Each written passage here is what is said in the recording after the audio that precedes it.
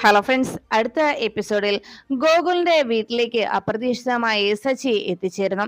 Calling bell അടിക്കുന്ന ശബ്ദം കേട്ട് വാതിൽ തുറന്ന ശോഭ കാണുന്നത് മുന്നിൽ നിൽക്കുന്ന സച്ചിയെ. ഇനിയും എന്തെങ്കിലും പ്രശ്നമുണ്ടാക്കാനായി സച്ചി വന്നതാണ് എന്ന ആശങ്കയോടെ ശോഭ ഭയത്തോടുകൂടി എന്തിനാ വന്നതെന്ന് ചോദിക്കുമ്പോൾ സച്ചി ഗൗരവത്തോടെ അകത്തേക്ക് കയറിയിട്ട് പറഞ്ഞു, എനിക്ക് ഗോകുൽ സാറിനെ കാണണം.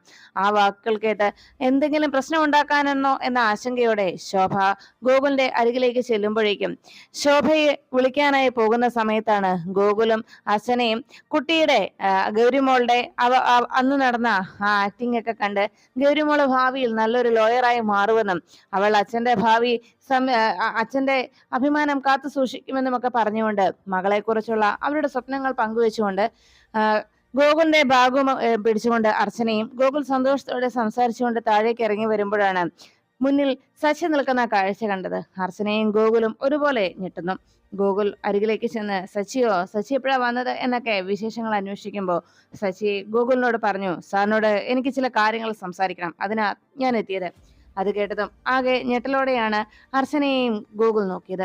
അർച്ചന സച്ചിയേട്ടൻ വന്നിരിക്കുന്നത് ഒരുപക്ഷെ തന്നെ കൂട്ടിക്കൊണ്ടു പോകാനോ തന്റെ കാര്യം എന്തെങ്കിലും സംസാരിക്കാനായിരിക്കുമെന്നും ഇതിൽ നിന്ന് താൻ എങ്ങനെ രക്ഷപ്പെടുമെന്നുള്ള ആശങ്കയോടെ തന്റെ കണ്ണിൽ സച്ചിയേട്ടന്റെ കണ്ണിൽ നിൽക്കാൻ, ആ കണ്ണിലേക്കൊന്ന് നോക്കാൻ തനിക്ക് കഴിയില്ല എന്ന്, അതിന് താൻ അശക്തിയാണെന്ന് മനസ്സിലാക്കിയ അർച്ചന സച്ചിയെ കണ്ടതിന്റെ ഭയമാണെന്ന മറ്റുള്ളവരെ തെറ്റിദ്ധരിപ്പിക്കുന്ന രീതിയിൽ അർച്ചന വേഗം തന്നെ അവിടെ നിന്ന് കിച്ചണിലേക്ക് മാറുന്നു. കിച്ചണിൽ പോയി ചായ ഇടാനായി പോകുന്ന ഭാവന കിച്ചണിലേക്ക് മാറിയ അർച്ചന അവിടെ ഗോകുലും സച്ചിയും നല്ലൊരു സംസാരം എന്താണെന്ന് കേൾക്കാൻ കാതോർത്തുന്നു. ഈ സമയം അപ്പുറത്ത് നിന്ന് നോക്കിക്കൊണ്ടിരുന്ന ശോഭ എന്തിനാണ് സച്ചി വന്നതെന്നും സച്ചിയുടെ വരവിന്റെ പിന്നിലെ ഉദ്ദേശം എന്താണെന്ന് അറിയാനായി ശോഭയും ശ്രദ്ധയോടെ നോക്കി. അപ്പോഴേക്കും ഗോകുൽ സച്ചിയോട് കാര്യങ്ങൾ അന്വേഷിച്ചു. സച്ചി പറഞ്ഞത്, ഇത്രയും നാളായിട്ടും എന്റെ അർച്ചനയെ എനിക്ക് തിരിച്ചു തരാൻ സാർ തയ്യാറാകുന്നില്ല. എനിക്ക് എന്റെ ജീവിതമാണ് ഞാൻ ചോദിക്കുന്നത്. അത് ഇനിയും സാറ് കണ്ടില്ലെന്ന് നടിച്ചാൽ എനിക്ക് നിയമപരമായി സാറിനെതിരെ നീങ്ങേണ്ടി വരുമെന്ന് സച്ചി വീണ്ടും തന്റെ തീരുമാനം അറിയിക്കുമ്പോൾ ഗൂഗിൾ പറഞ്ഞു, എടോ, ഞാൻ എന്താ ചെയ്യേണ്ടത് എന്ന് താൻ പറഞ്ഞാൽ മതി, അറിയാവല്ലോ അർച്ചനയുടെ ഇപ്പോഴത്തെ അവസ്ഥ എന്ന് പറഞ്ഞപ്പോൾ സച്ചി പറയുന്നത്, ആ അവസ്ഥയിൽ നിന്ന് എന്റെ അർച്ചനയെ തിരിച്ചു കൊണ്ടുവരാൻ അർച്ചനയെ ട്രീറ്റ്മെന്റിന് ആക്കേണ്ടതുണ്ട് എന്നും അർച്ചനയെ ഉടനെ തന്നെ ചികിത്സയ്ക്ക് കൊണ്ടുപോകണമെന്നും അർച്ചനയുടെ നഷ്ടപ്പെട്ടു പോയ ഓർമ്മകൾ വീണ്ടെടുക്കുവാനുള്ള ചികിത്സ എത്രയും വേഗം നടത്തണമെന്നുമായിരുന്നു സച്ചിയുടെ ആവശ്യം.